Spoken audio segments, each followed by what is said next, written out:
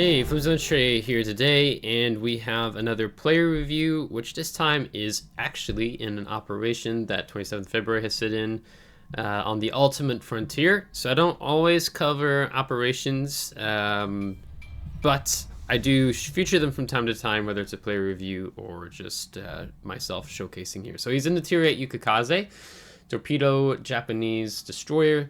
Lined up with looks like Kearsarge, Indiana, Brandenburg. I think he's got a Benson, a submarine, and was it a Baltimore? Yeah, Baltimore. Yeah, U-190. So I'm just gonna give my overview in trying to give you the most bang for your buck here. So basically, this is an operation that has several stages along the way. And the main stage is getting the planes towards the aerodrome, starting off here. Now, this op pretty much is always the same way every time, except some enemy spawn points change depending on the op. Now, already I'm going to probably say, because you know that there's always destroyers that spawn on the 8 line right there, and having your main battery already turned. So like your forward gun wasn't quite there yet, you know, now you're about to get there, or you're changing your ammunition, it looks like. But go ahead and have those main battery guns, your 127, I think you get 627 memory guns, already good to go. Looks like you caught him slowing down appropriately, so that's good. Now there's a few different ways you can play this. Honestly, myself, I'm going to blow up the mini-map here to its max. I like to come out here in my torpedo Japanese destroyers, sit out here and torp the battleship line coming in with usually it's a Des Moines, that just depends on the tiers. And the cruiser radar, American radar cruiser is going to come out here. This is a little bit more of a difficult op for torpedoing just because there's lots of radar. So you have to play very much accordingly and not get spotted. But I like to come down here and play. Sit here, you kind of work off this island and then torpedo them as they push in, and I can drop back when they're radaring. It looks like you have elected to come up here towards, I think the cruiser spawns like D10, E10 line. So I'm assuming you're bringing your torpedoes up to torp him. This op is difficult with Yukikaze because your torpedoes are only 8-kilometer range. So, and most everything that's going to have radar, this game is going to be 9 and 10-kilometer radar. So, like, there's your Cleveland. So just kind of interested to see what you're doing here. My thinking is, I'm guessing you're going for the Cleveland. And, you know, we want to be, like, I might, like, zoom in on Cleveland, and it looks like he's going about full speed, so then perhaps the torps would be reliable once you launch them. But typically with the bots here is that they'll radar you as soon as you enter into their radar range, so we'll see if that ends up happening here or not. So he's getting close. Okay, now you utilize engine boost. Yeah, so as soon as you step into the radar range, they just radar you instantly, and it is part of Cleveland's trade trick that he kind of turns out and up a little bit more. So yeah, you're pushing into him now. I think you would have had more bang for your buck if you would have decided instead to go for the south spawn down here and torpedo them as they come in. You know, you can move up, torp them as they're coming into your torp range, and then go out. The challenge you have here is, like, basically Cleveland is sailing away from you and you're going in gunning him. You know, granted, you have a cruiser behind you, so he's going to be focusing instead.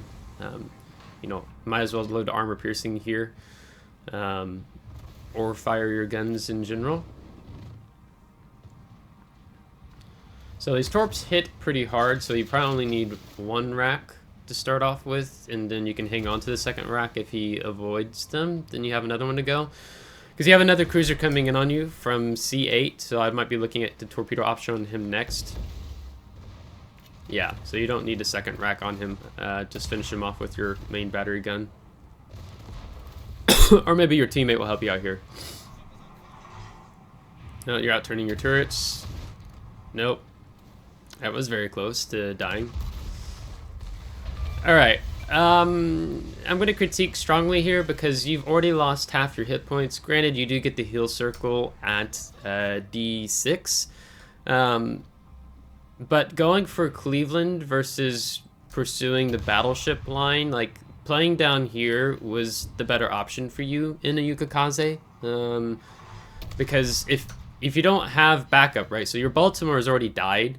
So if you don't have the appropriate backup here, like you can get hung out to dry between the Cleveland and the Atlanta. Yeah, now you're going to want to turn into him to try to avoid. Yeah, and you did avoid his torps, which is good. But your DPM trade, or your damage trade right now is not extremely well. But again, this is a hard op to play because you only have the 8-kilometer torpedoes, and then on the flip side, you get the American radar. So I probably would like this to come down here. That would have been better. You're not chasing the destroyers when you come down here. You're just coming down here off this island and then torpedoing them as they're approaching you, kind of coming into your range, right? So that works out better for you. It's possible that you'll eat one of the I think it's a Cleveland, or maybe it's a Baltimore, that will end up spawning ahead of the battleships. So then you have a 10-kilometer radar, but you push in, you get your torps as they're coming into you, and then you hit your engine boost and turn out. That's how I would play it. Now you need to go over here to the heal at D6 and get healed up. What I would say is what I would be looking to do if I were you next. After the heal, I would come probably down this way to torpedo potential cruisers out here, or they're spawned this way. Sorry, I can't stop coughing. It just kind of depends on what ends up happening here in terms of the lineup. So, yeah, so we're going to have a lot of downtime. Maybe I end up kind of fast forwarding through this, honestly. Yeah, I think I'm just going to do that. So I'm going to go ahead and fast forward to a little bit further up now. All right, so we're back here again. You've got the Arizona, but not able to torp because island in the way with the 8-kilometer range. So, you know, it depends on how your Kearsarge and your other two battleships up here, they might trim him down quite quickly. Yeah, so now it's not even worth launching any torpedoes. One of the things that you're looking at in doing operations, particularly with destroyers, is you honestly have a lot of downtime where you're not engaged with the enemy team. So again, this is a stressful playstyle because of the 8-kilometer torpedoes, but you're kind of out of the action most of the time. So you want to be playing more closer. You know, one of the benefits is when you do torpedo down here, right? this row is that you can kind of end up moving like how this sub is moving here. And when usually it's always this first line is a cruiser wave that will come next here. And as you're running north and they're coming into you, they're coming into range of your 8-kilometer torpedoes, and you can torpedo them as you're moving north, right? That works out really well, and you come into the heel. So you have much more greater farming damage potential playing down here than you do having just running up here and then coming over, right? So that's one of the downsides. I mean, of course, you did kill. You secured the kill on the two cruisers since your Baltimore just like absolutely croaked right off the bat. So yeah, you could argue that if you're talking about objective play, but in terms of you as a benefiting as a shorter player, again, I'm just gonna advise play down here. I think I've done a video, perhaps, I don't know, but you're getting healed up. That's really good.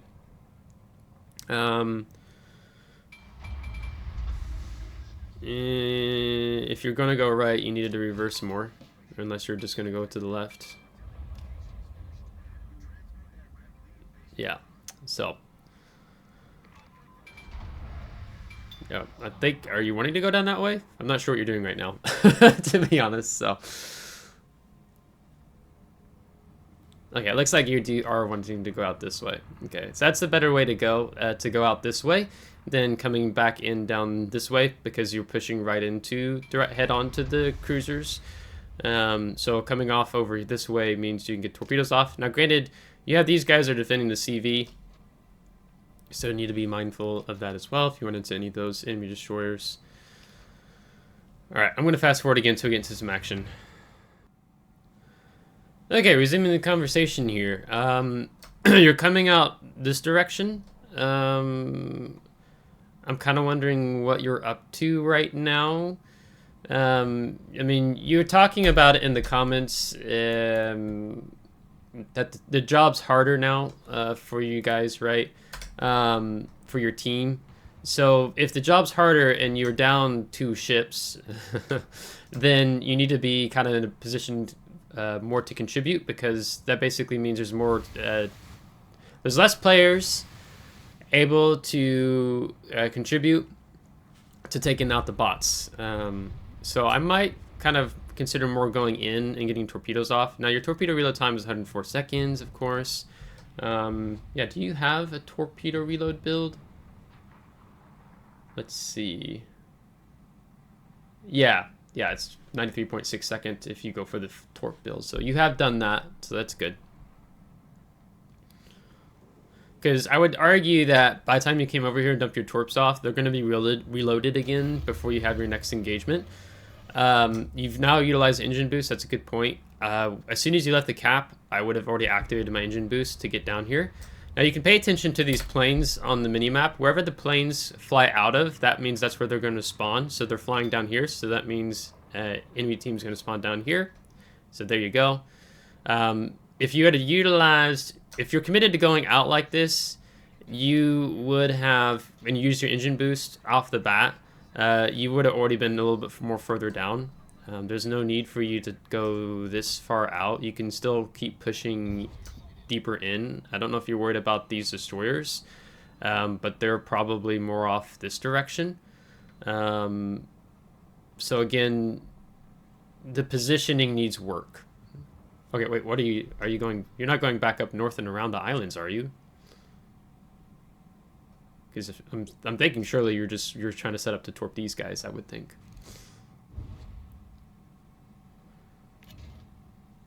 Okay, I might get a little closer before I torpedo. Just to be certain. That's kind of the risk you carry with these 8-kilometer. Now, of course, he's got a 9-kilometer radar, so just keep that in mind. He doesn't have any radar. You're going for Alabama. Honestly, man, I would consider going for Rochester. He is the target boat. He needs to be killed in 2 minutes and 40 seconds. Yeah, destroy 2 ships attacked by aerodrome squadrons within the allotted time. He needs to go. All right, there you go. All right, I would just, you can fire your torps now, man. Are you gonna give him 1 rack? I think 1 rack's fine, but you know, you're getting close to his radar. As soon as you step into it, he's gonna light you up like a Christmas tree. Yep, you stepped into it. So you played close. Good. I think you could have gotten in position just sooner to get the torps off. I'm not trying to be hard on you. I'm really just trying to critique you so you get more out of your game. Looks like you're gonna get, so is this 1 torp or 2 torps? 1 torp, yeah. And those torps, yeah, kind of whiffed. Because they're kind of, these bots kind of make a little bit adjustments as they push in. So it would have been better, I would still argue here, if you would probably use both torps on the Rochester just to secure getting the secondary tasks done. You know, the more secondary tasks you get done, you know, the more you 5-star the op, right? The more rewards you'll get at the end. So now it puts more pressure on your team to try to get rid of the Rochester in time if they decide to focus the Rochester, which looks like someone just shot at the rooster. It also works out really well here to push this island. So by the time your torps reload, you're not going to be able to torp this side. You're going to have to be over here. So I would push more into the left here and get your torps up where you can torpedo the Alabama close range. And it looks like you are turning that direction, which is good. Just keep in mind that if you get spotted, your conceal is 5.4, 5.37 technically. No. Are you running a concealed build? I'm looking at WoW Shipbuilder and it says your max conceal should be 5.4. Alright, get your torps ready for Alabama. You can torp him. Yeah, there you go. Yeah, give him both racks. I don't think you're going to get your torps on in time for Rochester. It's only 22 seconds before he goes down. So I'd get your main battery and shoot the Rochester. Don't worry about your torps. Shoot the Rochester. Yeah, okay. Shoot the Rochester. Shoot the Rochester. Okay, well, they barely got it in time. Okay, so you need to be a little more focused on the assisting the team in terms of the getting the objectives done. That was just really close. That's all. And because your conceal is so good, you don't have to push out as far as you're pushing. Like you can. Oh yeah. Okay, so you were running the 6 conceal. So that must mean you're not running concealment in the 5th slot, I guess. What are you running in your 5th slot? Oh, I can't use the H key, but yeah, okay. I'm kind of curious of what you're running in your 5th slot then. Yeah, needed delete on that too. Okay, well that's good. He's down. And part of the challenge here is you don't know where they're going to spawn next, whether they're going to spawn down south or they spawned here. So now you're out of action again for a while here, unless I guess there's another spawn that comes from the south or the 1-2 line. So there's not really else much to comment on right now. So I'm just going to go ahead and fast forward again. It's just going to be a lot of you sailing around. Actually, scratch that. This is the last wave that spawned in, because I just now looked at the time, which is under 3 minutes. So you don't have anything else that's going to spawn in at this point. So basically, you would want to move yourself over this direction to help your team out. You probably won't get any torps off, but you can at least contribute with your main battery guns for all intents and purposes. So at this point, there's nothing else you're contributing by just sailing south. So just want to make a comment to that.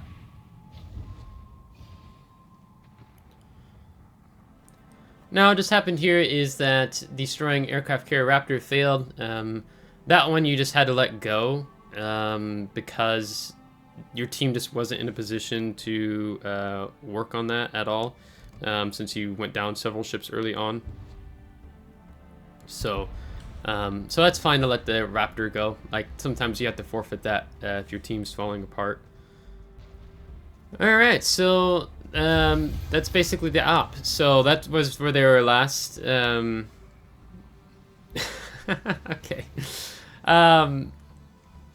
Yeah, there just wasn't much for you to do this game. The game's almost over. You're sailing south. Like, it just would have been better for you to sail towards the remainder of your team to help them with the objectives. So, but I mean, of course, you did do better than other teammates, particularly the Baltimore and Indiana, just because they went out earlier. But 110,000 damage. Honestly, your damage ability, and I'm going to keep a handicap in mind because you're 8-kilometer torps, you could have had as much potential of getting easily over 200,000 damage with the positioning. A lot of the positioning early on is the beginning of the battle.